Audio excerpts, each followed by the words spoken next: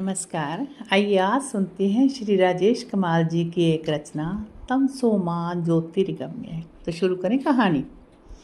रितिका 15 साल की हो चुकी है। वे अपने माँ बाप की इकलौती संतान हैं। मम्मी पापा दोनों ही उसे बेहद चाहते हैं, उसकी हर इच्छा का ख्याल रखते हैं। वह भी उनसे उतना ही प्रेम करती है। वह बहुत समझदार भी हो गई है। वह ये भी जानती है कि उसके मम्मी पापा जितना उसे प्यार करते हैं उतना वे आपस में नहीं करते। उतना क्या, उनके बीच तो प्यार नाम की चीज़ है ही नहीं। बस एक अजीब सा ठंडापन उनके बीच पसरा रहता है। उसने उनको आपस में बात करते भी बहुत कम देखा है। उनके रिश्ते के बीच एक तनाव है। पापा इंजीनियर हैं और मम्मी घर संभालती है, लेकिन उसने उनके बीच कोई लगाव नहीं देखा तो कभी झगड़ा भी नहीं देखा। जैसे किसी अलिखित समझौते के तहत अपना जीवन बिता रही हों। वह अब समझ गई कि इसी वजह से उन्होंने उसके बाद दूसरा बच्चा प्लान नहीं किया। रितिका अक्सर मम्मी से कहती हैं, आप लोगों को शादी नहीं करनी चाहिए थी, कर ली थी तो ऐसे रिश्ते से आपको अलग हो जाना चाहिए था। ऐसे रिश्ते का कोई अर्थ नहीं रह जाता। मम्मी पहले तो चुप रह जाती है, फिर कहती है, तुम जो आ गई थी हमारी ज़िंदगी में, सोचा था तेरे आने से कुछ रिश्ता पनप जाए, मगर ऐसा नहीं हुआ। रिश्ता वैसे ही निर्जीव बना रहा। मैंने अलग होना चाहा तो तुम्हारे पापा ने कहा कि लोग क्या कहेंगे। समाज के डर से हम बंधे रहे। तन तो कुछ समय के लिए जुड़े रहे पर मन नहीं जुड़ पाए। जब शुरुआत ही गलत हो जाती है तो सफ़र कैसे सही हो सकता है। एक लंबा सांस लेते हुए मम्मी खोखली आवाज़ में बोलती है, अब तो रिश्ता जैसा भी है इसी में रहना है। गलती किसी की भी हो, इसके जिम्मेदार तो दोनों ही हैं। दरअसल हम एक दूसरे को कभी पसंद नहीं कर पाए। अरेंज मैरिज थी, बिना कुछ देखे भाले करवा दी गई। अब भुगतते रहो जिंदगी भर। मन ही मन रितिका को गुस्सा आ रहा है मम्मी पर। क्या शादी का मतलब ये है कि अपनी पूरी ज़िंदगी दांव पर लगा दो? शादी किस लिए करते हैं लोग? इसलिए कि जीवन को दो लोग मिलकर हंसी खुशी जिएं। अगर उनके बीच लगाव ही नहीं होगा तो ज़िंदगी कितने दिन चल पाएगी? यह तो सिर्फ ज़िंदगी को ढोना हुआ। क्या बच्चों की खुशी सब कुछ रह जाती है? आदमी अपनी खुशी के लिए कुछ नहीं करना चाहता। जब आदमी खुद ही खुश नहीं रह पाएगा तो बच्चों को क्या खुशी देगा? रितिका ने जब पापा से इस बारे में बात करनी चाहिए तो वे बोले, तुमको इस बारे में ज़्यादा नहीं सोचना चाहिए। तुम सब कुछ ठीक तो चल रहा है, तुम्हें अपनी पढ़ाई पर ध्यान देना चाहिए। नहीं पापा, सब कुछ ठीक नहीं चल रहा। रितिका ने आज पापा को घेर लिया। आप लोग अपने रिश्ते में बिल्कुल भी खुश नहीं हो। मम्मी और आपके बीच कोई लगाव ही नहीं है। दोनों विपरीत ध्रुवों पर बैठे हो। जब शादी के इतने साल बाद भी वह रिश्ता नहीं बन पाया तो आगे बनने की कोई संभावना नहीं है। क्यों आप दोनों अपनी ज़िंदगियां तबाह कर रहे हो? अब भी देर नहीं हुई है। आपको डिवोर्स ले लेना चाहिए ताकि आप लोग इस बनावटी रिश्ते से निकलकर वास्तविक ज़िंदगी जी सको। पापा देर तक रितिका का तना हुआ चेहरा देखते रहे। उसके भीतर एक तूफान सा उठा हुआ है। वह देख रही है कि मम्मी पापा दोनों के चेहरों पर उलझन के भाव हैं। वे तय नहीं कर पा रहे कि इस स्थिति का वे सामना कैसे करें। पापा हताश होकर कुर्सी में धंस जाते हैं। वे धीरे धीरे बोलते हैं, मगर इस उम्र में ये सब संभव नहीं। समाज के डर से हम लोग कोई कदम नहीं उठा पाए। फिर तुम भी तो हो, तुमसे अलग कैसे हो सकते हैं? रितिका कहती है, मुझसे तो एक दिन अलग होना ही होगा आपको। तब आप दोनों किसके भरोसे रहोगे? शादी के बाद हर लड़की को माँ बाप से दूर जाना ही होता है। क्या इस तरह की ज़िंदगी जीते रहोगे? पापा मम्मी की तरफ गुस्से से देखते हैं। क्या तुम ये सारी बातें इसे सिखाती हो? क्यों दिमाग खराब कर रही हो इसका? थोड़ा बहुत जो सुख चैन बचा है उसका भी सत्यानाश करना चाहती हो? मम्मी भी पलटवार करती है। मैं कुछ नहीं सिखाती इसे। अपने बीच में क्या चल रहा है ये सब समझती है। मैंने कोई सुख चैन नहीं बिगाड़ा किसी का। इस लड़की के लिए मैंने अपनी ज़िंदगी खराब कर ली, वरना मैं तो कब की चली गई होती। रितिका समझ गई कि इस मामले में अब और बात करना ठीक नहीं। बात अब झगड़े का रूप लेने लगी। उसने टीवी चालू कर दिया। मम्मी और पापा भी अपने अपने कमरों में चले गए। इस रिश्ते में दोनों ही बुरी तरह छटपटा रहे हैं, मगर निकलना चाहकर भी नहीं निकल पा रहे। शुरू में जब इस गलती को सुधारने की कोशिश की गई, समाज ने अपना डर दिखाकर दोनों को साथ रहने को मजबूर कर दिया। रितिका की नानी बताया करती है कि पता नहीं किस घड़ी में ये विवाह हुआ कि दोनों ने कभी एक दूसरे को दिल से नहीं अपनाया। दरअसल ये शादी सबसे बड़ी भूल थी। तलाक को आज भी गांव और कस्बों में अच्छा नहीं माना जाता। एक बार रिश्ते में बंध गए फिर जिंदगी भर जान नहीं छोड़ते। मगर रितिका तय कर चुकी है कि वह अपनी मम्मी पापा को इस रिश्ते की जकड़न से बाहर निकालकर आज़ाद करवाएगी। रितिका आजकल इसी बारे में सोचती रहती है। वह इस बारे में मम्मी पापा से कुछ और बातें करना चाहती है, मगर वे नहीं चाहते कि कोई इस बारे में बात करे। वे उसके जीवन की दुहाई देकर उसे चुप कराने की कोशिश करते हैं, मगर वह 15 साल की होने के बावजूद जानती है कि उसके माँ बाप एक अनजाने काल्पनिक भय की जकड़न में हैं। उनकी स्थिति सांप छुछुंदर जैसी होकर रह गई है। न उनसे उगले बन रहा है और न ही निकले। वे अपना स्वाभाविक जीवन छोड़कर इस डर की वजह से 16-17 साल से अंधेरी कंदराओं में दुबके बैठे हैं। इस डर ने उनके आत्मविश्वास और आत्मसम्मान को तहस नहस करके रख दिया है। रितिका की क्लासमेट है अर्पिता। उसके पिता शहर के एक नामी वकील हैं। रितिका अक्सर अपनी प्रॉब्लम अर्पिता से शेयर करती रहती है। इस बारे में भी उसने अर्पिता को बताया। अर्पिता उसे आश्वासन देती है कि वे इस बारे में अपने पापा से बात करेगी। दूसरे दिन अर्पिता उससे कहती है, क्या तुम संडे को कुछ देर के लिए मेरे घर आ सकती हो? पापा ने तुमसे मिलना चाहा है। तुम मेरा घर तो जानती ही हो। ठीक है, मैं मिलूंगी उनसे। थैंक यू यार। रितिका बड़े एहसान के साथ अर्पिता को देखती है। रविवार को वह अर्पिता के घर अपनी साइकिल लेकर जाती है। छोटे शहर में आना जाना इतना मुश्किल भी नहीं होता। घर पर अर्पिता, उसका छोटा भाई और उसके मम्मी पापा मिलते हैं। बड़े खुश होते हैं उसे देखकर। कुछ औपचारिकताओं के बाद वकील अंकल उसे अपने कमरे में ले जाते हैं, जो ऑफिस की तरह लगता है। पीछे अलमारी में ढेर सारी मोटी मोटी किताबें रखी है। बड़ी सी मेज़ के उस पार कुर्सी पर वे बैठते हैं और सामने की कुर्सी पर उसे बैठने का इशारा करते हैं। पानी की बोतल उसकी तरफ करते हुए कहते हैं, लो पानी पी लो बेटा, फिर हम बात करते हैं। जी अंकल जी, कहकर रितिका पानी के 2 घूंट गटकती है और सहज होकर बैठ जाती है। वकील साहब उससे कुछ देर देखते हैं और फिर पूछते हैं, अच्छा बेटा ये बताओ, आपके मम्मी पापा के बीच अनबन कब से है और किस बात को लेकर है? वैसे तो घर की समस्याएं घर में ही सुलझ जाएं तो अच्छा हो। कोर्ट कचहरियों में ले जाना कोई समझदारी का काम नहीं है। अंकल जी, जब से मैंने होश संभाला है तब से देख रही हूँ कि उन दोनों के बीच कोई रिश्ता नहीं है। दोनों ही एक दूसरे से पूरी तरह कटे हुए हैं। कोई किसी से बात करके खुश नहीं होता। अगर ये सब घर में ठीक हो गया होता तो मुझे आप तक आने की ज़रूरत ही नहीं थी। लगता ही नहीं कि दोनों एक घर में रहते हैं। जो उनको बात करनी होती है वो मेरे माध्यम से करते हैं। वैसे दोनों एक दूसरे की दिनचर्या के इतने अभ्यस्त हैं कि ज़्यादातर उनको बात करने की ज़रूरत ही नहीं होती। वे रोबोट जैसी ज़िंदगी जी रहे हैं, एक दूसरे से बिल्कुल भी खुश नहीं हैं। मुझे नहीं लगता कि उनके बीच कोई लगाव पैदा हो सकता है। वो आज भी उतने अजनबी हैं जितने विवाह से पहले रहे होंगे। बस समाज ने उन पर अपनी मर्जी थोप दी, जिसे वे इतने साल से बेमन से ढोते आ रहे हैं। वकील साहब ने एक लंबी सांस ली और पूछा, अच्छा बेटा ये बताओ कि कहीं मम्मी या पापा का कोई बार अफेयर तो नहीं? शायद उस वजह से दोनों के रिश्ते बिगड़े हों। सॉरी बेटा, कुछ बातें पूछनी ज़रूरी होती हैं।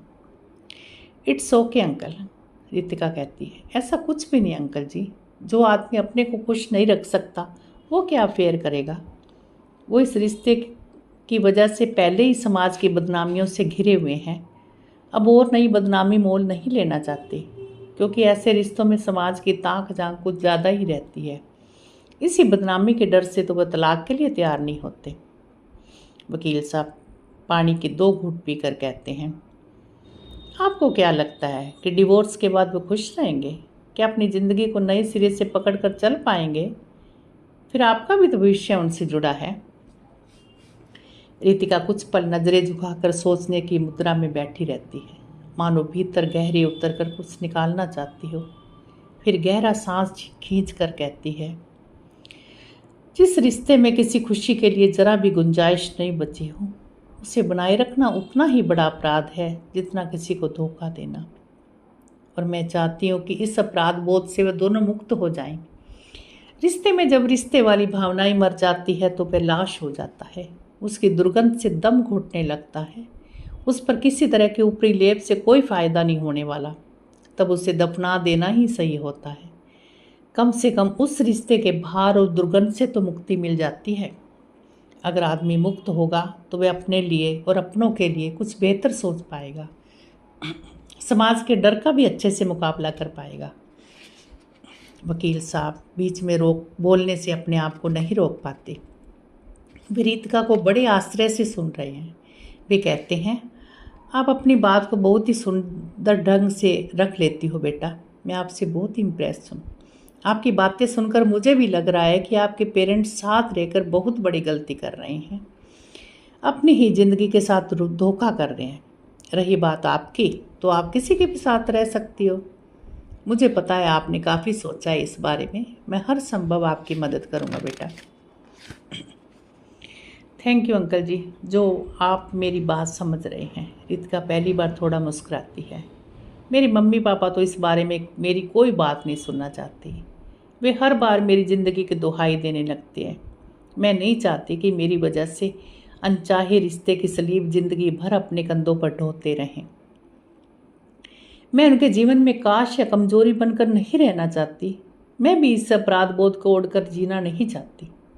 संतान को अपने माँ बाप की ताकत होना चाहिए, मैं भी उनकी ताकत बनना चाहती हूँ। प्लीज़ अंकल जी, आप उनको डिवोर्स के लिए तैयार कीजिए। वे आपकी बात ज़रूर सुनेंगे। मेरे पास अभी ज़्यादा पैसे तो नहीं, मगर मेरी बचत के ये 1000 रुपये हैं, आप अपनी फ़ीस के तौर पर रख लीजिए। वह अपनी जीन्स की जेब से कुछ टुड़े मुड़े नोट निकाल कर वकील साहब के सामने रख देती है। वकील साहब हैरान से उसकी तरफ देखते हैं, फिर अपने दोनों हाथों से उसका हाथ थाम कर कहते हैं, अरे बेटा, ये क्या कर रही हो? मेरी बेटी की फ्रेंड मेरी भी बेटी हुई ना, मैं आपसे पैसे कैसे ले सकता हूँ?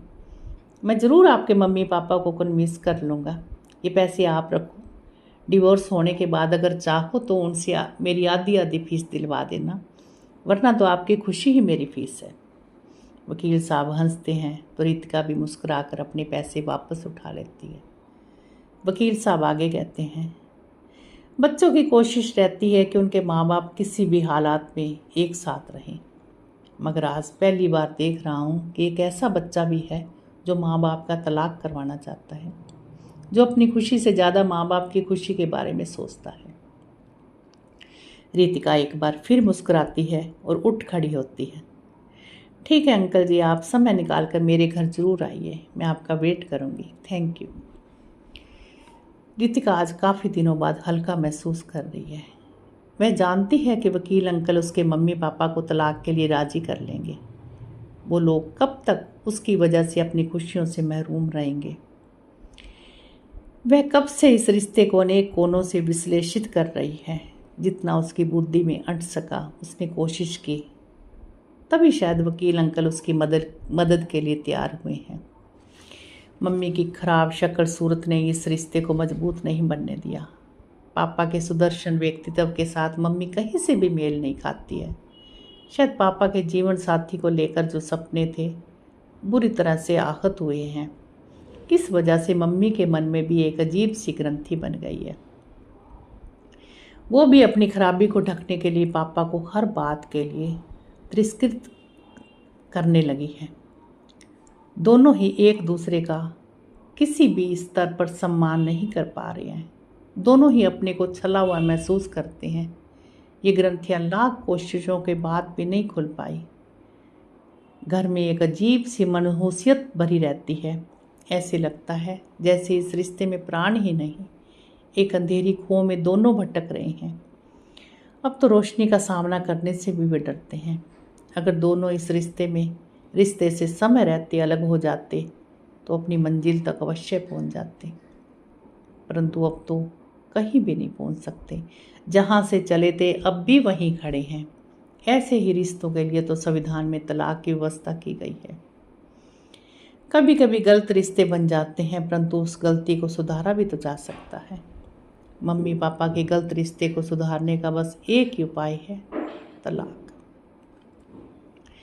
एक दिन सांझ के समय वकील अंकल रितिका के घर आ ही जाते हैं। पापा भी ऑफिस से कुछ देर पहले ही पहुंचे हैं। दुआ सलाम और चाय पानी के बाद बातें शुरू होती है। जब मम्मी पापा को पता चलता है कि उनकी बेटी ने उनके तलाक के लिए वकील साहब को बुलाया है तो दोनों उसे घूर कर देखने लगते हैं।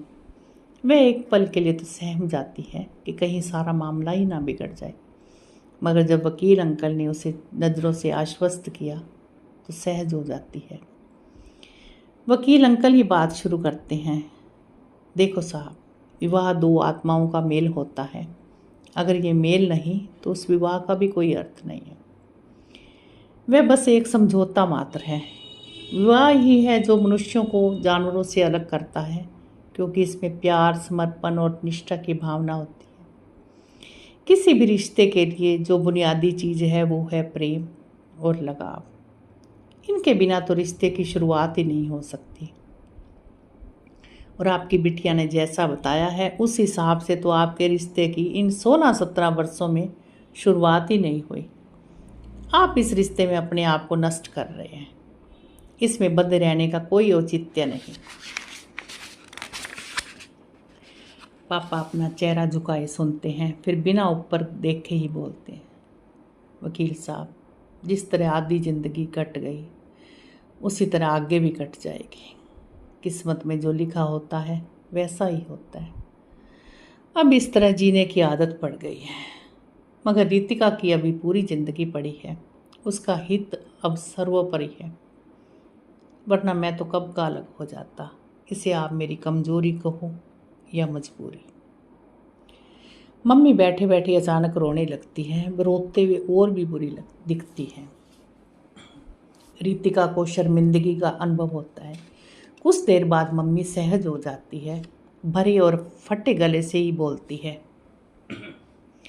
मैं नहीं जानती थी कि यह रिश्ता कभी ठीक नहीं होगा। मैंने सोचा था वक्त आने पर सब सही हो जाएगा, मगर वो वक्त आज तक नहीं आया। इसमें मेरा कोई दोष नहीं।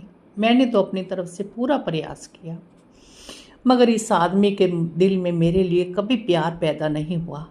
इस सब का गुनहगार यही है। मम्मी हमलावर हो जाती है।